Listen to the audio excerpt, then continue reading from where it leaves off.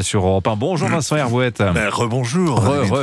Vous revenez Vincent sur le rapport annuel remis par le haut-commissaire des Nations Unies aux droits de l'homme. Oui, il était guetté et c'est peu dire qu'on a été déçus en hésitant entre le fou rire et la nausée. Il y a 1 an et demi, Michelle Bachelet quittait l'ONU, mais avant de refermer la porte capitonnée de son bureau de haut-commissaire aux droits de l'homme, elle a fait savoir au monde entier qu'elle laissait un rapport sur la table, une évaluation de la situation au Xinjiang, faisant état de preuves crédibles de crimes contre l'humanité commis contre les Ouïghours. Une bombe à retardement. En rendant public quelques minutes avant de quitter Manhattan ce document, Michelle Bachelet dénonçait et défiait Pékin, qui n'avait pas cessé de la harceler pour la faire taire. Elle laissait un cadeau empoisonné à son successeur. Et alors qu'a-t-il fait, ce successeur, de ce rapport ? Alors Michelle Bachelet a l'expérience de la violence politique. Elle a été torturée sous Pinochet, 2 fois élue présidente du Chili, immensément populaire avant d'être enterrée vivante. Elle est blindée. Son successeur, c'est tout le contraire. Il s'appelle Volker Türk, passeport autrichien, toute sa carrière à l'ONU, un inconnu, sauf d'Antonio Guterres, le secrétaire général dont il est le protégé, 2 progressistes dépassés par un monde où le chaos gagne au fur et à mesure que l'Occident s'efface.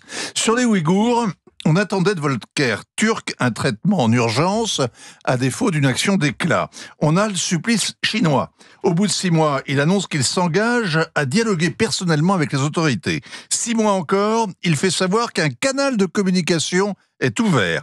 9 fois de plus, il recherche un engagement supplémentaire.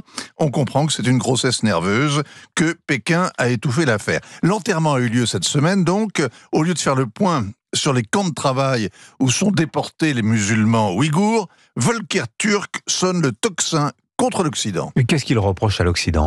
Alors le premier crime, c'est de croire au grand remplacement, qui est l'idée fausse, selon lui, que des personnes non blanches et les migrants cherchent à supprimer les cultures et les peuples de souche, une théorie complotiste, délirante, profondément raciste, qui a influencé de très nombreux auteurs de violence. Le second crime, c'est de se livrer à une guerre anti-woke qui serait avant tout une guerre contre l'inclusion, avec des idées qui visent à exclure les minorités raciales, en particulier les femmes et les personnes LGBTQ, de la pleine égalité. Alors, on écoute ce rapport destiné au monde entier et qui incrimine le seul Occident, et on se dit qu'il faut sauver le soldat turc, l'extraire du machin onusien où il a perdu pied, lui faire prendre l'air, le promener dans le monde réel. On pourrait lui conseiller, par exemple, d'aller un week-end à Francfort. C'est pas loin de sa ville natale, Linz. On y parle allemand aussi, mais il sera dépaysé.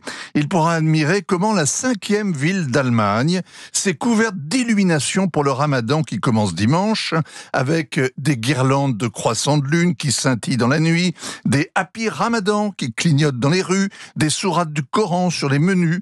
Tout ça gai comme les Noëls de notre enfance, sans peur de gaspiller des kilowatts, et sans un mot du carême, qui est une sorte de ramadan chrétien célébré jadis et qui se termine dans 3 semaines. S'il y tient vraiment, Volker Türk devrait pouvoir aussi trouver des saucisses à Francfort. Ça devrait suffire à lui prouver que le grand remplacement est une idée délirante, à moins qu'il réalise que c'est à la tête de l'ONU qu'il faut d'urgence un vrai remplacement. Signature Europe 1, Vincent Hervouette. Merci beaucoup Vincent.